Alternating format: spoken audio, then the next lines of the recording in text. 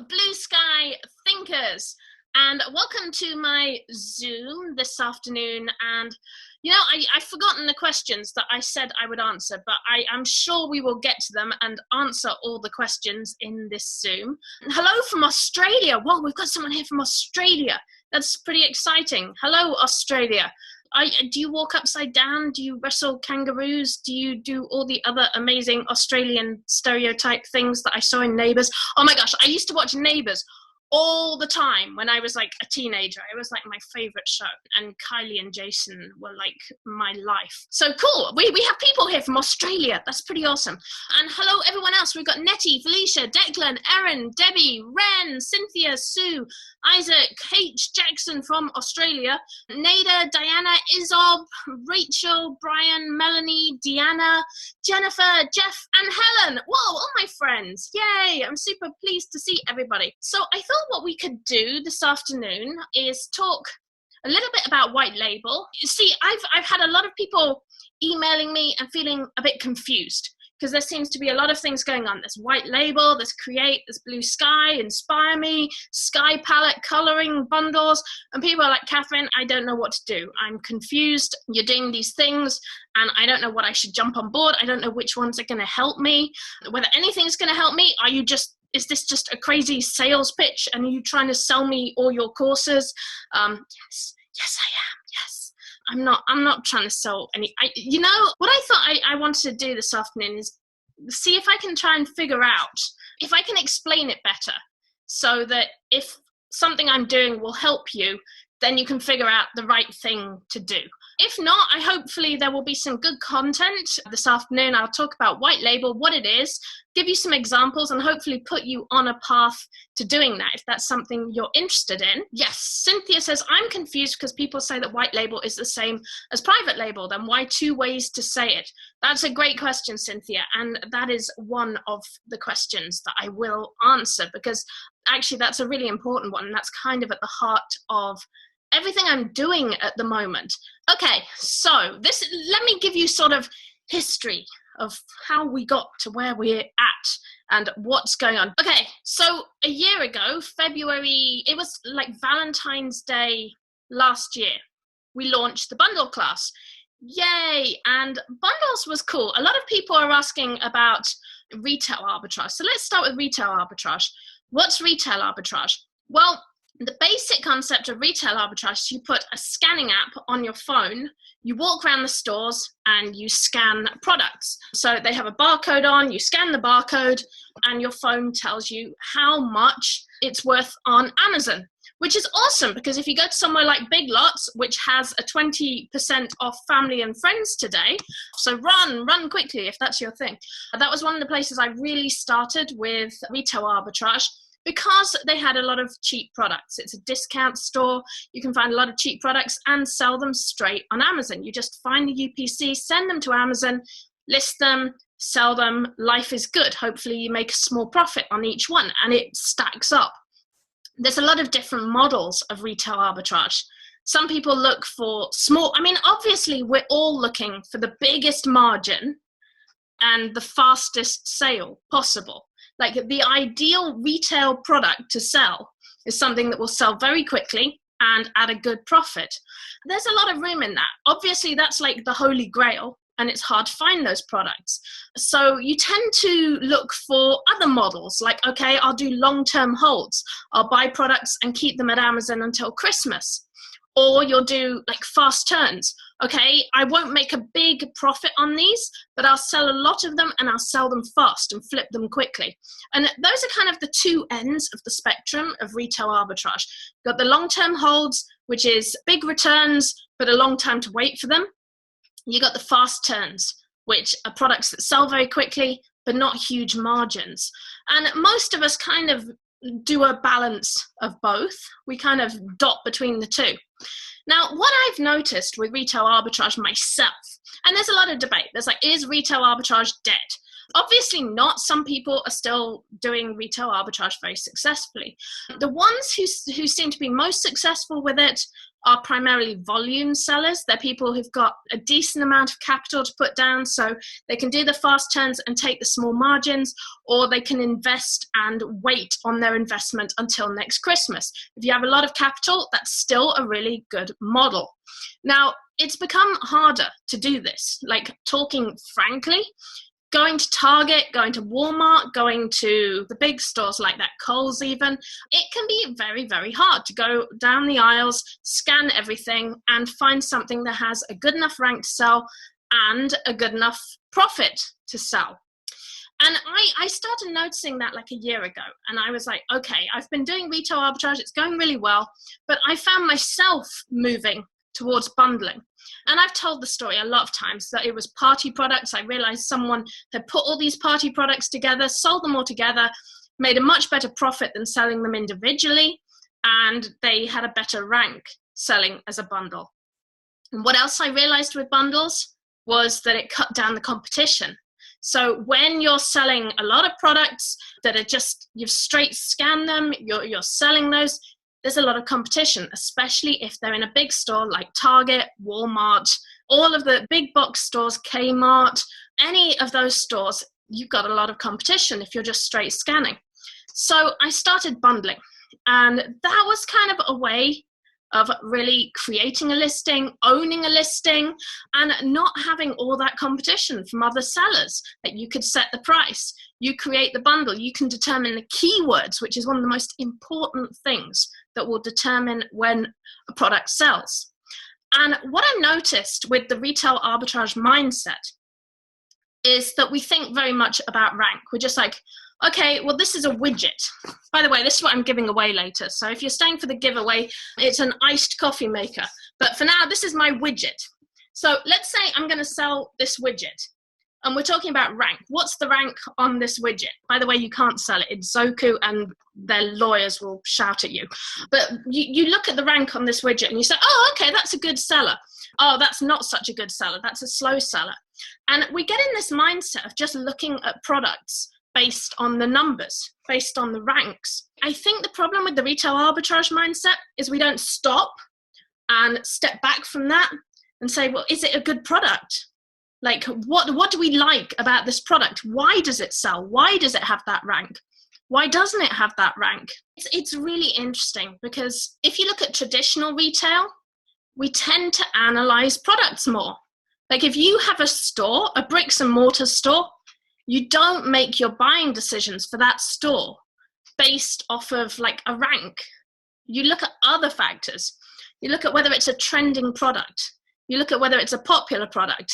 You look at whether the colors and the style of that product fit with the current season, fit with the current trends, fit with your clientele. You also look at whether it's useful, whether it's a product people want, whether it's a quality product, whether there's something special about it that people will want to tell their friends about. In traditional retail, these are the key things you would look at to make your buying decision on a product. The problem is we kind of lose that because we start thinking of everything as a widget with a rank. Sometimes, I'm sure you've seen this, if you're selling things on Amazon, you look at a product, you say, well, I would have thought that would have a better rank. I would have thought that product would be a really good seller. Or you look at a product and you go, I don't understand why this is selling so well. There are like a million other products that seem higher quality, seem like better products. But for some reason, this one has a crazy rank. And I think it's funny because I think we've kind of lost reality with the retail arbitrage model. And what's happened, a lot of it comes down to your listing. A lot of it really comes down to whether or not a product has a good listing.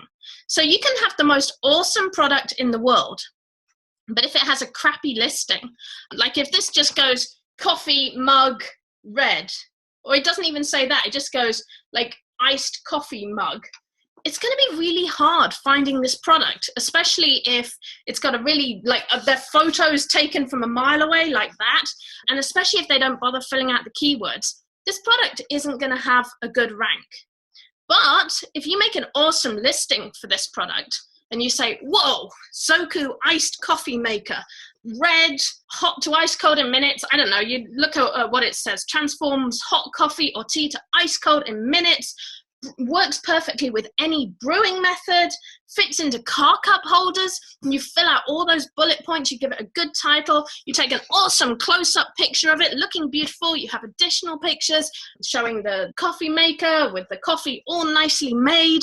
I don't know, you have a website that shows people sitting around drinking the coffee, you have a blog that talks about the top 10 things to do whilst drinking coffee, and suddenly you start building an amazing listing, an amazing brand, and your product, the rank, will go because people will want to buy that product. And this is such an important part of Amazon and selling on Amazon. And the problem is, if you get stuck in the scanning widget model, you don't have any power over what you're doing. You're just literally piggybacking all the time on what other people have done. I realized that creating listings was like the most important thing to do on Amazon. It changed everything. Like, instead of just piggybacking, instead of accepting crappy listings, I started making my own listings for things. And the problem is, if there's an existing listing and it's not very good for a product you want to sell, you have to fix that listing, which is doable. Or another alternative is to make your bundle. That was what I loved about bundles, was that you can create your listing. You can make your own beautiful images, listing, bullet points, keywords, determine your target audience, determine the angle you want to take to sell that. Do you want to sell it for executives on their coffee break? Do you want to sell it to busy soccer moms? Do you want to sell it to yuppies? Like, who do you want to sell this product to? You get that control when you make a listing. So that was kind of where we hit with bundles. And Cynthia has very kindly just said, love, love, love the bundle class. Thank you, Cynthia. So we've been doing the bundle class for a year. We've just hit the first anniversary in February. So we've been doing bundles for a year and 2 months. And there's been some really, really interesting threads have come up lately in the bundle class. It's kind of made me think a lot, because what I notice is that Amazon changes a lot. There's a lot more competition, and we noticed that with retail arbitrage. That's why I started doing bundles in the first place, because I realized how much competition there was when you're just scanning. Not everyone's on a level playing field. I mean, it starts off where you can be very opportunistic with it. You can really just find, like, you can find products no one else is selling. You can sell them. It's great. The opportunities are there. But sooner people with more capital come in, people with software come in, teams of people come in. Before you know it, it ends up being the person with the lowest price gets the sales. So we didn't have that problem with bundles. Bundles have been pretty awesome. What I liked about them is that you have control over the listing. You get to tailor your bundle in a very creative way. So you can take this one product, the iced coffee maker, and you can decide whether you want to make it like a beach afternoon bundle. So you could put it with a beach blanket, a picnic blanket. It's something cool for the beach that you want to take. So you could have a blanket, a towel, a coffee maker, I don't know, beach cookies. Beach cookies should be a thing. There you go. That's a white label thing. We're going to make beach cookies, but we're not there yet. Or you can make it like an executive business person's bundle, and bundle it with like a suitcase and a travel cushion for when they're sat on the train. That was what I really liked about bundles, is that you can take retail products and you can create a spin on them. You can tell a story around them, which is really, really cool. And you can direct people to your bundle from outside of Amazon, which is a whole other thing that's really cool. And I realized people were starting to do this. We're like pinning our bundles. People are even making Facebook pages where they can post like adverts and pictures to direct people to their bundles, and they can build a community, which is really, really cool. Like, how awesome is that? This is what you do to build a community on Facebook. So you create a page on Facebook, and you wouldn't say like, okay, this is the iced coffee community. But what you could do is you could do sort of like the busy moms summer vacation group, and you could start posting things that relate to moms who are taking all their kids on summer vacations. Whoa! You could start posting content about places to go on summer vacations. You can post pictures that are shareable images that say, I love going on summer vacations. And soon you build up this community of people themed around summer vacations, which is cool. And then once you have that community built up, you can start selling all your summer vacation bundles. So there's a lot of places you can go once you have your own listing. Now, what I've noticed, even bundles have got more competitive than they were last year. I don't like burying my head in the sand and say, no, it's great. Everything's exactly as it always has been. Just keep sending in those bundles. I kind of addressed this the other day because it was interesting. Someone said, well, I sold these Easter bundles last year, and this year they didn't sell so well. Why? What's happening? And I think that is a great question, like a really great question, because I noticed the same thing myself to some extent. The answer is this. There are 450 people in my bundle class. There is an Udemy club that will teach you how to bundle. I haven't taken it. I have no idea what it's like. I know there's at least 2 other people who are doing bundle class. There are a lot of bundle classes. Let me answer Cynthia's question very quickly. Cynthia asks, are you saying that we should not create a group with your brand name? It depends what you're doing, Cynthia. It really depends what you're doing. If you are trying specifically to build a brand, then yes, create a page. Don't make a group, make a page for your brand. And I think you should do that if you're trying to build a brand. So I'm talking about bundles right now. Bundles don't tend to be branded. So if you are selling bundles, think more about your niche. If you're making pet bundles, create a group for Dachshund lovers or German Shepherd owners or Siamese cat owners. And you will probably build that page very, very quickly and be able to advertise there. You have to put other content in too to draw people in and attract people. But once you have that crowd, you can sell any kind of pet food, Easter, like Easter baskets for dogs, Christmas stockings for dogs. You can sell any of those things in your page. And you have a community of people that would probably be very interested in buying them. If you are trying to build a brand, and we're going to move more to that. I haven't really got to building a brand yet because I'm going to talk about that with White Label. If you're building a brand, you should definitely make a Facebook page for your brand if possible, because it will help you build your brand recognition. It will help people really see the quality in what you're doing. And I'll talk about that a little bit more soon. But if you're doing bundles, think more about your niche. Think more about creating a Facebook page that targets your particular niche audience, and then make bundles for that niche audience if you can. Yeah, what Karen says, creating a Facebook page for a niche is less salesy. Like, people will only join your brand page if they're really interested in your brand, and you have to persuade them to join that page. Whereas if people see a page that's like German Shepherd owners, they'll be like, oh, I'm a German Shepherd owner. Cool, I'll join that. Especially if you start making shareable content, like cool pictures that people start sharing from your Facebook. Okay, so I was talking bundles. I was talking about creating a community to buy your bundles. Easter bundles, different from last year. Thank you, Diana. You are awesome. Okay. So yeah, I was talking about Easter bundles being different from last year, and I was talking about beach cookies. Yes, beach cookies came up. So someone said my Easter bundles that sold really, really well in 2015, they were much harder to sell this year. I had to work a lot harder. I did a lot of troubleshooting with people on their bundles. And what I noticed, a lot of people were very successful with generic bundles last year, generic seasonal bundles. And so they did, like, I don't know, you take an Easter bunny, and you take an Easter egg and jelly beans, and you sell those together and say, beautiful pink Easter bundle. And last year, that did okay. That was that they sold because bundles are good. People like bundles. People like buying them. This year, not so much. Why? Because there's 450 people doing bundles just from my group. There's probably several hundred more who are either just figured it out themselves, who've taken a $9 Udemy course, or who have taken some other course. There's a lot of people making generic Easter bundles that weren't making them a year ago, which means competition. And the way competition works on Amazon, it all comes down to keywords. People need to be able to find you.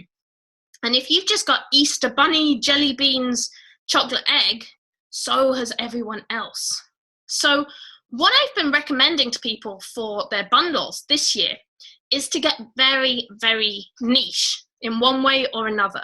So instead of just doing chocolate candy, do vegan candy, do sugar-free candy, gluten-free candy, organic candy, spicy candy, bacon-flavored candy, orange-flavored candy, pineapple candy. Ride on one of these like popular things. Sea moss is big. Guys, sea moss is going to be huge. You heard it here first. Coconut oil is huge now. Sea moss is about to be huge.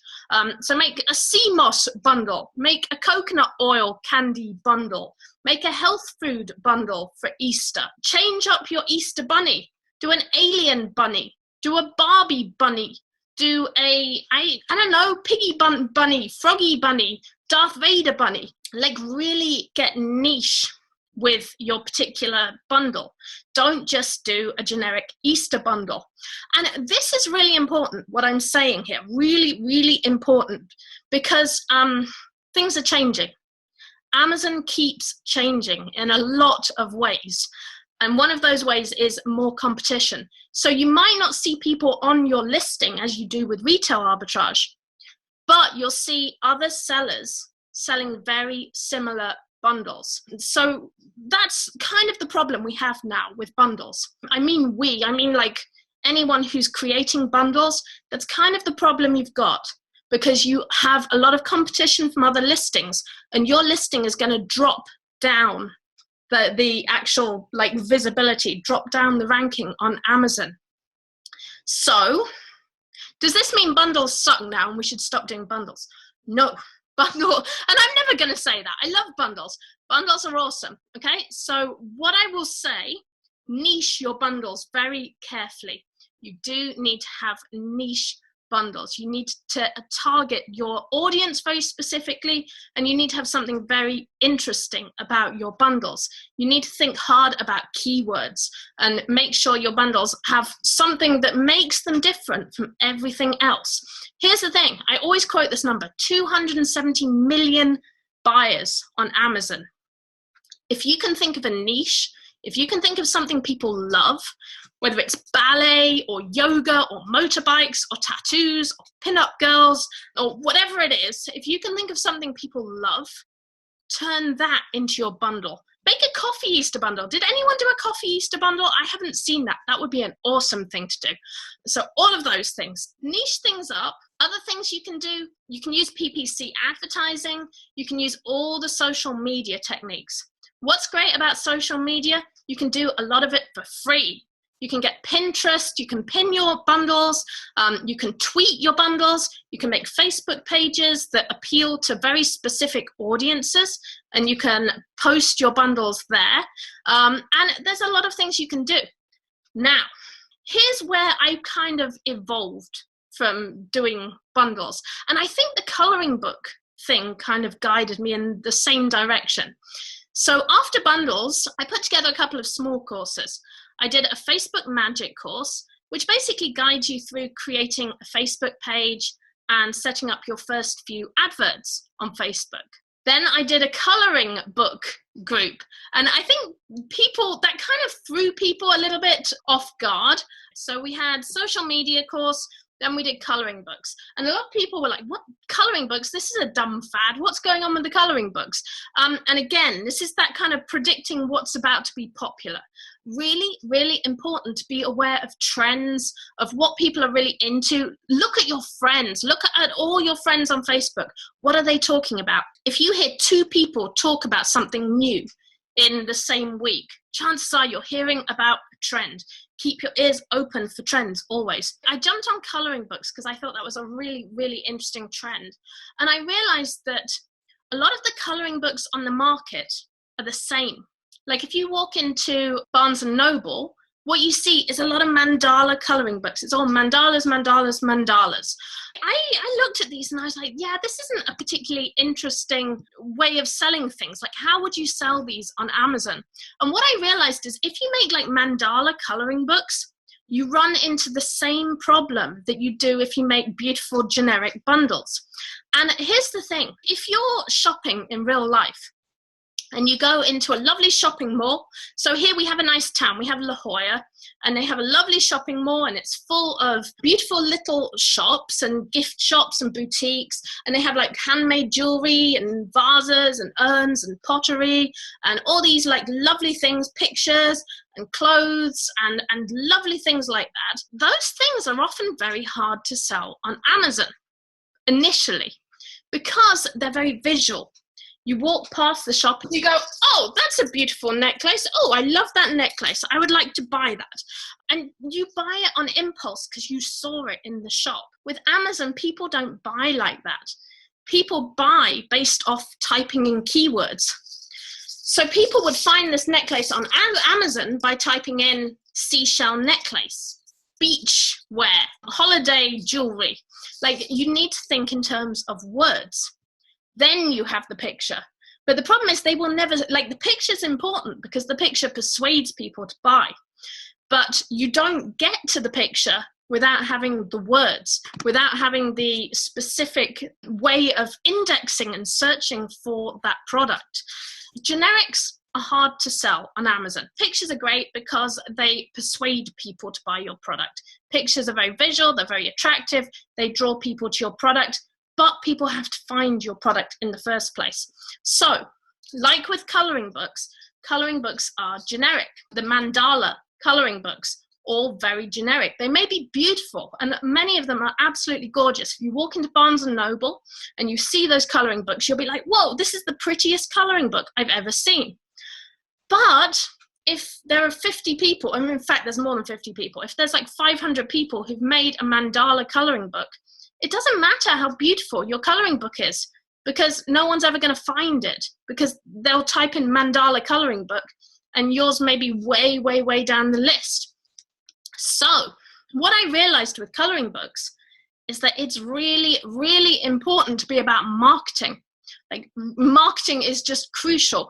Being niche is crucial. So what I saw happening in coloring books was we got very niche with coloring books. I know Sean did classic cars, he did wine country, Katharyne did her amazing sweary coloring book, Jordan did Night of the Living Dead, I know Rebecca did a beautiful one about carnival horses. Like, everybody had a different spin on these coloring books. And what I loved about it was that we weren't selling to coloring people. We weren't selling to all the people who join coloring groups and say, I'm a professional colorer, I spend hours coloring. No, people weren't doing that. Instead, they were looking for specific gifts for their friend. So they were like, okay, my mom really likes playing golf and she's interested in this coloring thing. I wonder if there's a golf coloring book. That was the sweet spot with coloring books. That was where coloring books started selling really well. And the people have been successful. And we've had a lot of people been very successful in the coloring book course. People who've been really successful have all picked on something very specific, whether it's swearing or whether it's Night of the Living Dead or any of those specific things. Those are the ones who have sold because people could find them and because we understood how Amazon's search engine worked and how the Amazon buyer thinks. So this is a very long-winded story, but I'm kind of telling you my direction towards white label and what's really evolved me towards white label. So bundles and coloring books, I realized it was exactly the same thing going on with both of these. It was all about a really niche product. Bundles really made me start doing my research into kits, into craft sets, and people started saying, well, can I put together a gift set? What if I do this? What if I do that? And making, like, there are people doing handmade products. There are people doing all sorts of cool products, bedding, blankets, gift cards, gift wrap. I really thought about this and I was like, okay, I keep telling people that's not a bundle. Like, you can sell this, it's awesome, but it's not a bundle. So where do we go from here? And I realized, I looked at private label as well. I really started looking at private label and studying how private label was working. And what I saw was that private label is a great idea, but the way it's being done carries a lot of risk. The way most of the big courses are teaching it, carries a lot of risk. Generally, this is how it works. And there is a fantastic thread on Reddit. If you look it up on Reddit, I think it's called something like how I will save you $5,000 and teach you how to private label. So I super recommend that thread because it pretty much walks you through what one of the mega private label courses contains. But the gist of it is that you go through Amazon's bestsellers, you see what's really popular, and you look at whether you can improve on it in some way. And the thing with this is we end up with a lot of products very much the same. People find like garlic presses, they find gym equipment, they find kitchenware, and they copy it. They kind of copy it and improve on it slightly. I looked at this and I see that you can do this in volume. And this kind of goes back to the idea of, well, if you do anything in volume, you can probably make money, but it requires capital up front. That's one of the problems. You need capital to do it. If you're buying from China or overseas, and most of them use Alibaba, so you find your bestseller, you then go and look for it on Alibaba. You find your Alibaba seller, you say to him, can you make me this? You go back and forth a bit, then you get the product imported. There's a lot of issues on the way. You have to be careful of quality. You have to do all this negotiation, and some of the negotiation techniques really bother me. Like all this kind of, well, I will talk to my purchasing manager and then I will get back to you. And I don't like these games. This is not a very comfortable way of working for me. So I started thinking about private label and putting together all the concepts of private label with what I was doing with bundles and with coloring books. I realized that it's not necessary to do all this, to put all this money down, to take all these risks on quality, insurance, and all these private label things. Let's take the garlic press. I posted this in Treasure Hunting a while back, so some of you may have seen this. But guys, garlic presses, all of the people selling them on Amazon, just type in garlic press on Amazon, they all look more or less the same with very minor tweaks. They're like kitchen master, kitchen expert, chef master, cook genius, all these boring garlic presses. And they all have tiny adjustments. And what happens is exactly what we've seen with generic bundles, with generic coloring books, with retail arbitrage. Everyone is competing just based on price. Like, it doesn't really matter if you create a new listing or if you stick a new label on it, if your product is effectively the same as someone else's product. And my biggest problem with private label is that most people are just making another version of someone else's product, which is just mind-blowing to me. It's like a short-term strategy. It will work for a while. It will work if you have a lot of capital to invest. It will work if you are a social media genius or a Google AdWords genius and you know how to SEO the pants off of your listing. But for most people, they're going to end up losing money if they copy other people's products. So I don't recommend this route. That is not the route I am teaching at all. What I realized is if I was going to sell a garlic press, what I would do, start from scratch. Like, go back to the drawing board. What would I do with garlic press? Okay, my thought on this was, this is a garlic press. Call it the Vampire Crusher. Sell it in a coffin box and just sell it to goths and horror fans and Halloween moms and people who are buying for Halloween. And that is how I would sell a garlic crusher that is completely different to every other garlic crusher on the market or every other garlic press on the market. And this is kind of the way we need to think about things. Look around your house. Like, look around your house at all the things in your house. I bet you see like lamps, doormats, shower curtains, blinds, bookshelves, bathroom scales, wooden spoons, knives, teapots, all these things. I have teapots because I'm British, you know. But look at all these things. Most of them are boring. Most of them are super, super boring. They are not, like, most of the products you see around your house have nothing to really differentiate themselves from other products. If you go to Marshall's or you go to TJ Maxx or Target and you buy bathroom scales, you buy wooden spoons, you buy a shower curtain, You're not going to come home and go, hey guys, I bought this shower curtain. I'm really pleased with it. I'm going to hang it up now. No, the shower curtains that people will share are things that say, like, they have a psycho blood stains running down them, something like crazy on them, or they have really cute fish, or like there's something interesting about that. A periodic table of the elements, yes, like you could have educational things on your products. And I know in the Blue Sky group recently, we shared, there was bedding. Someone made bedding, and it had the layers of the earth, which was fantastic. And it had a little volcano pillow. And this is amazing because, like, parents love educational products. There are a lot of homeschoolers, unschoolers, charter school kids that are really, and every kid, parents are looking for interesting ways to teach their kids and take educational things out of school books. Like, education can be in anything. But this can be anything. Like, look at what people obsess on. I mean, I know Jordan makes a lot of horror-themed products, and there are people that want everything in their house to be scary. They will buy the vampire garlic crusher. They will buy the psycho shower curtain. People who are teaching their kids will probably want sort of things with multiplication tables or periodic tables or layers of the earth or the planets on.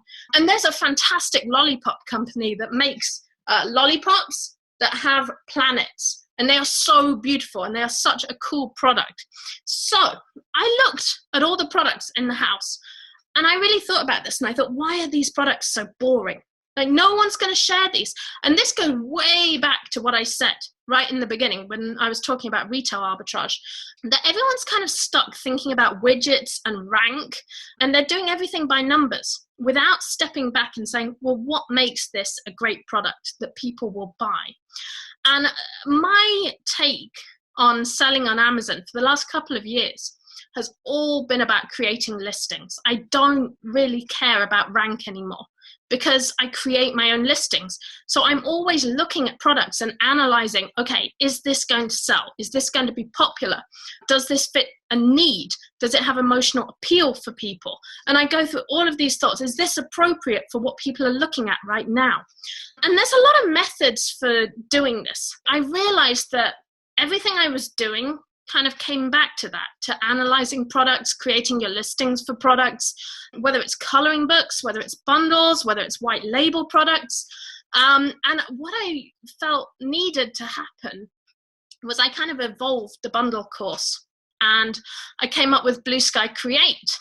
And that's the new course. Let me screen share and I will show you guys. I'm under strict instructions from Isaac not to show too much, but I'll very quickly take you to the course. So this was my course I came up with, Blue Sky Create. And hopefully you can kind of see how I got there. But what I did, we'll start with start here, and I'll just show you briefly what this involves. This is a 15-hour course. This is a big, big course. But you'll see from how it's laid out that you can really dip in and out of it. So you can kind of choose what particular areas you want to watch. But most of these are about an hour, probably a bit more than an hour on each section. But I'll show you the start here. This is the course. So you would watch this here. I won't show the videos now, but it goes through in terms. So first of all, we talk about what we've just talked about here, really. What is white label and how is it different from private label? Well, private label is associated with importing products from overseas. It's associated with copying products, copying bestseller products, cloning best-selling products, improving on best-selling products. I kind of wanted to do something else. I wanted to start from scratch. How do you make a product from scratch? And also, can you make a product? And this is another thing that's really important, guys. Really important, guys. Another thing people have asked about in bundles is like, okay, well, if I go and buy 500 units of this product and send it into Amazon, will it sell? Well, I think it's really important to test your products as much as you can and to really try out concepts. So I kind of kept that in mind when I was putting this together, because I think it's really important to not spend a huge amount of money until you're confident in what you're doing, you've tested similar concepts, or you've tested that concept. So what I tried to do is how to make listings on Amazon, and it can be a listing for anything. I mean, I talk you through the whole concept of how to create listings, how to make sets, how to make kits, and we go way beyond that because this isn't just tied to Amazon. So we do how to make a listing on Amazon, and I walk you through the whole process with keywords, everything like that. So it's how to create a listing on Amazon, but also how you can put products on Shopify, how you can sell on Facebook, how you can sell on other social media, and how you can market on social media and bring people to your Amazon listings, just like we talked about at the beginning. I kind of had a hard time putting this together because I kept going with it. And as I say, it's like 15 hours. It's a lot more edited. So if you're listening to me now, this is a lot more tightly edited than what I'm telling you now. So it's not a lot of waffle, it's very tightly edited. But the first chapter, we talk about what is white label, what you need to do it. And then these are some of the key concepts for the course, is how to find an audience, how to target that audience. We talk about upvaluing your product, talk about intersect. That's a very, very key part of the course, is how to intersect different niches. This kind of section of the course, a lot of people say, well, I'm not creative. I really can't think creatively. I have a really hard time with creativity. And I hear that so often from people. Creativity is something that you can learn. Like, I wasn't born like, oh, I've got all these ideas. I'm going to make vampire garlic presses. I'm going to make psycho shower curtains. You're not born with that skill. These are like learned techniques. So what I actually do is teach those creative thinking techniques. And that's what upvalue, that's what intersect is, when and where. We do a roadmap. And then we do what is a winning product. So I said earlier, like CMOS is going to be a big thing. How do I know that? What makes me think that? And I really talk about that. And we do a whole analysis. We do a nest analysis. So that's the first chapter of this course, which is the Blue Sky Create course. So we'll go back, chapters. So we go start here, and I've shown you that. And then these are the other sections of the course. So I just tell you about them very briefly. We talk about product ideas. What I do is I go through very specifically on particular products you can make. We cover groceries. We cover a lot of products that are very simple to put together. We start with really, really simple concepts. Things like gift tags. That's how easy it gets. And we talk about creating your own products. We talk about putting together kits, sets, gift packs. And like I say to a lot of people who I know do like multi-level marketing, this is something that really makes me think. Like I look at Scentsy, I look at Jamberry wraps, I look at all of these kind of products. I think, why do people always sell other people's products? Like Scentsy. Like Scentsy is just candles. Why don't you make your own scent bars? So instead of selling Scentsy against all the other Scentsy sellers out there, why don't you come up with like, what could you do with candles to make them unique? Well, you theme them, you give them a concept. Beach candles, like make your house smell like a beach. You can do gothic candles. You can have a horror theme for your candles. Let's move away from horror. You could have pet candles to make your pet room smell awesome and theme them after dog breeds. Hey, there's a cool idea. So you have poodle candles, and like people could buy those particular candles. Like you take something like Scentsy, you can make your own candle range and really do what you want with those candles. And that's what we're talking about here. We're like how to come up with new ideas for products. So you're not just stuck. I mean, I said this a lot with bundles, like Mother's Day. Why do people think that mothers want hearts and flowers and chocolates? I like chocolates, but what else could you get apart from chocolates and hearts and flowers? Like mothers are all different. Some mothers, they have tattoos. Some mothers go salsa dancing. Some mothers like go swimming and are competitive Olympic swimmers. They're going to want different gifts from hearts and flowers. But the problem is most products are created by large companies that are just thinking of stereotypes, and they're just thinking of like the concept of a mother that's in their head. So it can be very difficult when you're doing retail arbitrage to find specific products, to find interesting products. So my suggestion is I know a mom who loves Legos. Yes, exactly. Yeah, there are moms who love Legos. So if you were making a bundle for that mom, you would put Legos in that bundle. Or you could do a sort of like, you can start taking these concepts, these specific concepts that you come up with, and make gifts for particular people. So I don't know, you can make candles. So obviously you can't take Legos, but you could make candles that look like sort of 8-bit pixel toys. So make like, you know, the old style video games like Mario, but like in the 80s? That sort of thing is hugely popular. All my kids right now are playing this game called Undertale that looks like it was made in the 80s. So take those 80s pixelated products. You could make candles that are like 8-bit candles, and you can sell them to kids that hang out in dormitories and want something cool in their dorm room that's just an interesting product, or to the sort of think geek crowd that want something cool in their cubicle. So you have like 8-bit looking candles. And these are product ideas you won't find in the mainstream, but when someone makes those, they get shared all over social media. People will post that on Facebook and say, whoa, I got these 8-bit candles. This is so cool. I know if I was shopping and I was in Marshall's and I saw like regular white candles with rose scents, and I saw 8-bit candles with cool pixel designs, I know which one I would pick to sell on Amazon. So white label is creating the products that you would pick, that you would want to sell on Amazon. So that's pretty much what we've done with the course. And it's just a whole step-by-step guide. I mean, it's awesome for anything you want to do on Amazon. Like if you want to create listings, brilliant. It will teach you how to create listings. If you want to put together sets or gift packs, it will teach you how to do that. And we even include a month of our bundle course with this. So if you want to learn how to do bundles and you haven't taken the bundle course, that is all there. But this goes so much further than that. So much further than that. We do white label, we do social media, we do marketing, we do how to spot trends, sourcing, design, manage your risks, platforms, create a listing, next step, bonus, Amazon promotions. Huge. So that's the main course that we're selling.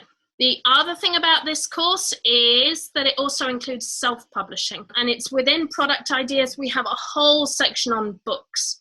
So we talk all about different types of books you might want to do, things like puzzle books, for example, and all kinds of other blank books. So this is actually also a self-publishing course as well. So huge amounts of things in here. And I'm really happy to answer questions or talk about what's in the course and what we can help you with. So that's the core course, 15 hours of content. I'm really excited about this course. I think we're at 150 people in the new course, and it's really cool. Okay, so let's move on. And I want to show you these Sky tools very quickly. Oh, you asked white label versus private label. Well, I think I kind of explained that. Private label already has a lot of associations with it. So this is what I've noticed with private label. Private label is generally associated with improving on existing products. It's looking at what's popular and finding your own way of branding that product. And also, private label tends to be associated with importing from overseas and doing very large volumes. So with this course, what I'm focusing on more is buying from US sellers. So you can see here we have a directory of suppliers, and that's all US sellers. So we're looking primarily at working with US suppliers. I do actually cover how to order from overseas suppliers, but it's not a focus of the course. The focus of this course is on using US suppliers because I believe it's a safer option, and because I think you've got less quality issues, and because you can often order in smaller quantities. So that's the focus of this course. The other thing with white label is from the ground up. So I feel like if we look at the concept of a white label, you look at a product, what we do is we're buying blank products. So for example, candles. We talked about candles. You can buy blank candles. They're just plain white candles. What are you going to do with those? Well, you can choose the scent, you can choose the color, you can choose the labeling, you can choose the packaging, you can choose the artwork, you can bundle them with things, you can put them in gift sets with things, you can include books, you can include pamphlets, you can include instructions, all of those kind of things. So the difference isn't just buying from the USA. It's all of those things. It's white label. White label is starting from the ground up. But that's my definition. So I'm sharing my definition of this just because I think it's a helpful way of visualizing the process, that you start with a blank product and then you turn it into something that's a very unique, special, branded product that you can build on. You can build your own brand, you can grow it, you can create social media from it, you can create branding on Shopify sites, on Facebook. Like, you start small. And this is something that I think is really important to this, that you start very, very small and you grow it from there. Okay, so these are the tools, and I'm not going to go super deep with these because I've already shown these in various blab Zooms. You've seen the Skywords. Skywords is pretty cool. So for example, you can search something like mug, and it gives you some synonyms for mug. So I'll go through and show you the other Sky tools while that's loading. We have the niche machine, we have catwords. Catwords tells you the most popular words on Amazon by any particular category. So that's kind of a fun place to go. But Sky palette, okay, what I'm gonna do, I'm not gonna go through all of these individually. I'm gonna show you Inspire Me, because I think Inspire Me is the coolest thing ever. Isaac came up with Inspire Me. This is what it does. It gives you a product. So it's picked jerseys as a product. And then it gives you a couple of niches. So this has given me Miracle Fruit and the city of West Jordan. And it's given me a supplier for the jersey. So you can white label a jersey from My Locker. Then it has a link to the supplier. You can get more information. And it gives you some color suggestions.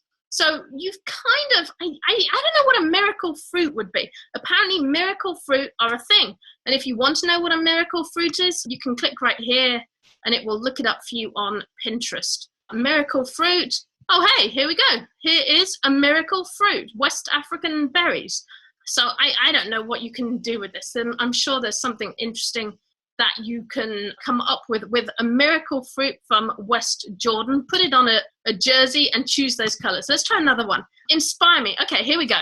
Nail varnish, red, orange, toys, and there's a company that will make nail varnish for you. And here are some color suggestions, which is kind of interesting, actually. I like the idea of having a themed nail varnish set. So what this would make me think of is, I look at Sephora and how they have their makeup sets and how they have like themed sets. I think it'd be really cool to do sort of orange desert colors.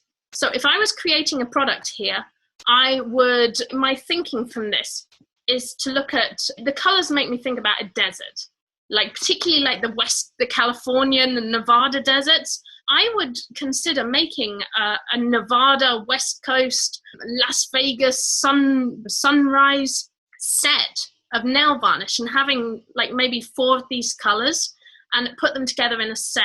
And I think that could look very beautiful. I think that could be a really interesting product. And that's just my brainstorming. Like, I've never seen this before. I've never really thought about this off the top of my head. And maybe, I can bring in this other niche here. The niche is toys. It's given me that as a niche. That's an interesting niche. Maybe the packaging could have like a toy helicopter flying over the Grand Canyon, or this is a tool that's designed to make you think and to help you come up with product ideas. And you can run it over and over and over again so that you can come up with whatever product ideas you want.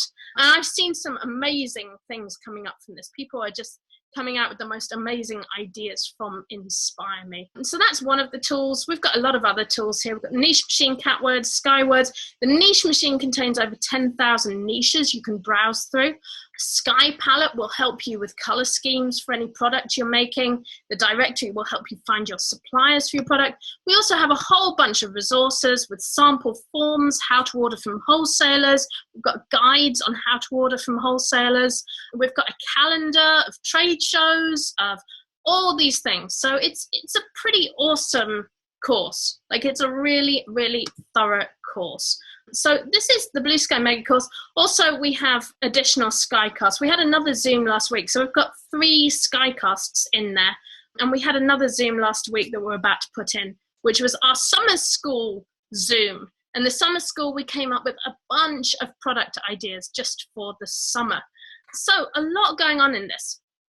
How does this work? And I know a lot of people are saying to me, okay, I'm confused whether I should do bundles, whether I should do create, what should I sign up for? How do I do this? And do I get the tools? Do I get the resources? We also have a Facebook group, and that's really important because the Facebook group is awesome. We've got 150 people in there. We do a lot of creative thinking exercises. I post a lot of suppliers in there. I post a lot of product ideas in there, very specific product ideas. And I try to make everything actionable. So if I have an idea for, like, I don't know, yesterday I posted hairbands. I found a company that will make custom hairbands for you, and you can buy them wholesale. So I posted that. You can buy your wholesale hairbands, and then we went through SkyTools. Oh yeah, I was running that search for mug. So I went through SkyTools and I looked up hairbands on SkyTools, which gave me a bunch of ideas. So I was looking up mug here. And what's great about keywords, the Skywords, is it tells you what people want. So if you kind of have an idea, okay, I want to do mugs, I want to sell mugs, this actually gives you great ideas for what you could put on a mug, like mug initials. Boom, there's a product. You can make some mugs with the most common initials on, like K, J, A, E, and try selling those mugs. Very easy to do. Mug with, did I just see mug with tea? I think I did. Oh, mug of tea. Brilliant. Mug cake. Is that a thing? A mug with cake on, or a mug? Oh, I think that's cake that you make in a mug. But this gives you all these ideas, like a mug, Van Gogh mug. Boom. Okay, check this out, guys. Mug, Van Gogh, or Van Gogh, as they say here. So I look at this, that gives me an idea for a mug I can make now. I know people are looking for that. I know that's a popular search. Then I can go find artwork. And the great thing is Van Gogh is public domain, so it's pretty easy to go and find his artwork and maybe give it a cool slogan or a caption or a cool idea that you can put on it. I think that's a pretty awesome place to start. Then we also have the cloud. You can go through the cloud and look at your mugs. And it's pretty cool because you have all these links to Pinterest, Tumblr, social media. You can go through all of those searches and actually find out more about whatever product it is you want to make. So I can click right through from here, go to Pinterest or Tumblr, and it will show me mugs people have already made that have Van Gogh images on them. How do I know what is in the public domain? Okay, so anything before 1923 is generally in the public domain. There's also a lot of other things that are public domain, like certain government images and a whole bunch of other things. There's a lot of museums, art galleries that have public domain images. And there's also music, text, literature. Most old classic literature pre-1923 is public domain. Alice in Wonderland's public domain. There's also weird things, like Jordan did his research, he found out Night of the Living Dead was in the public domain. There's a lot of things in the public domain. So we actually cover a lot of that in the course. We talk about public domain, we talk about where to source artwork, where to source packaging, where to source labeling, and how to find all of those things, which actually are helpful. It's interesting, Marilyn said she's mixing white label and bundling, which I strongly recommend. I think that is a really, really good idea. So a big fan of mixing white label with bundling. Thank you, Brian. Cool. Okay, so I think I've shown you around the course, the tools. We're adding to it all the time. That's the other thing I want to say. Like, we are really adding to this course. It's an organic thing, especially with Facebook. We have a Facebook group. Okay, so hopefully that was super helpful to you all. Anyone got any questions or anything they would like to ask? Oh, okay, so I've got a couple of things. I was going to do my giveaway. I'll do that in a minute because I promised that. Okay, so let me explain how the course works. So it has a one sign-up fee for the course, and it's $197. And that gets you the whole course. It's 15 hours. It's a lot of stuff, and it's growing. There's a lot in there. Now, it's indefinite. You have access to the course indefinitely. I'm guaranteeing it for a year, but honestly, it will probably be up for a lot longer than that. Melanie says, would white label be sold in the handmade category? You could, and I do talk about handmade. I talk about Amazon handmade. I talk about custom, Amazon custom, and cover all of those things. However, I don't necessarily recommend handmade. For most things, FBA works fine, and you can actually sell handmade products through FBA, no problem. And we're not looking at making these just as handmade products. A lot of the products we're making are professional, fully manufactured products. So it's not just handmade, but and that's kind of another part of my white label philosophy, is kind of opening everything up. So it's not like, okay, this is specifically white label. I think the coloring books are white label. I saw Uno cards the other day, guys. I saw Uno cards, and they had 3 versions of them. They had Winnie the Pooh ones, they had frozen Uno cards, and they had plain ones. And I thought that was really cool, because in my head, I was like, oh, they white labeled Uno cards. So I thought that was really interesting. So I see white label as being kind of a general open thing that isn't necessarily tied down to this is my white label product.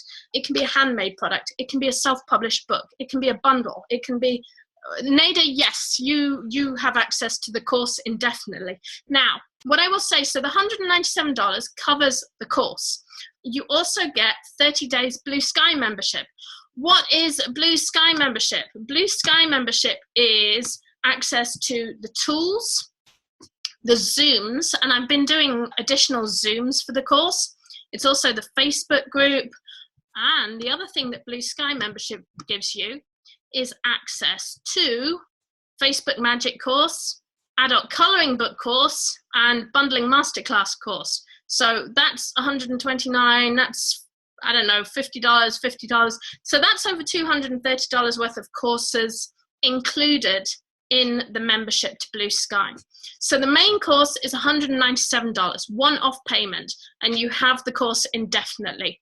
Then there's a $30 subscription per month if you choose. It's 100% optional, and we don't even sign you up at the beginning. You opt in later on, and that includes the Facebook group, which is a great deal, $30 for the Facebook group, and the Sky Tools, which includes the directory, Inspire Me, Niche Machine, which is 10,000 niches, Skywords, Catwords, Sky Palette, all of those tools, and the resources, and all the Zooms I do. So it's actually it's kind of more like a paid community.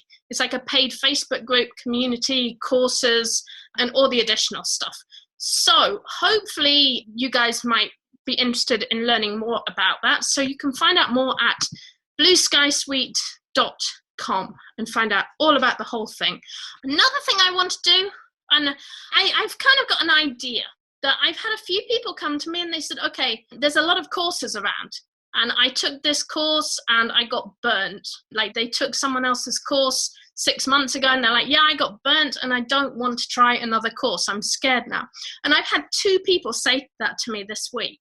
And I wanted to reach out to those people. And what I'm going to say, if you've bought a course in the last year and you were kind of bummed and it was over $50 and you didn't enjoy that course or it didn't work out for you, come and talk to me and I will give you $50 off this course. You have to show me the receipt for the course you bought, but if you spent $50 on a course this year, not one of mine, although if you're not happy with one of my courses, come and talk to me anyway, because I want to work that out with you.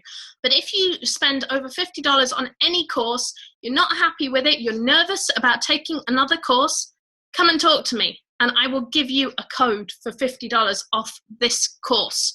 Just because I've had several people say that to me, and I'm really, it really bothers me that people are getting not feeling happy, and it's kind of damaging the community when that happens. So I want to help people out with that. So if you've taken another course that was over $50, you weren't happy with it, talk to me and I will give you $50 off this course as a kind of amnesty, apology, please come back to the community offer. So I'm putting that out there as well. I think I covered everything with this. Hopefully that sort of explained it. Oh, there was one other question. Another two people asked me this week if this is good for people overseas or in the UK. Yes, it is. And I know I was doing a Periscope on this the other day. There was someone from the UK and went, yes, absolutely it is. Because I was a little hesitant because I said, well, my only issue with this is that the directory is US suppliers. It's basically US suppliers. And I do cover in the course, a lot of the sourcing I do is US specific, but not only US specific. So just be aware that the actual sourcing section tends to be US centric and the directory is US centric. But everything else, so that's just section 4, sourcing. But everything else, the rest of the course is totally international. Creating a listing, design, product ideas, trends, all of this platforms is international. So I think it's actually really good, whether you're in Canada or the UK or wherever you are in the world. I think it's a pretty cool course. Yay! Okay, I'm going to do a giveaway. And the giveaway is for this Zoku iced coffee maker that you cannot sell on Amazon because Zoku don't like people selling things on Amazon. So to win the Zoku iced coffee maker, I need a question. What question can I ask very quickly? Okay, what is the name of the new button that Isaac added to the Sky Tools? Whoa, okay, and the winner is Jennifer! Is that Jennifer Burton? I think that's Jennifer Burton. Jennifer, you win. You got Inspire Me, first of all. So, Jennifer, send me your address and I will send you an iced coffee maker. Yay! Okay, I think I'm done. It's really hot here. If you would like any more information on this, blueskysuite.com. Come and talk to me if you have any questions, especially if you would like to ask about the course amnesty deal. I will give you the code so you can sign up for that. So guys, have a great evening. It's Saturday night. Go party, have fun, and thank you for joining me. I really, really appreciate it. You're all awesome, and I love you lots.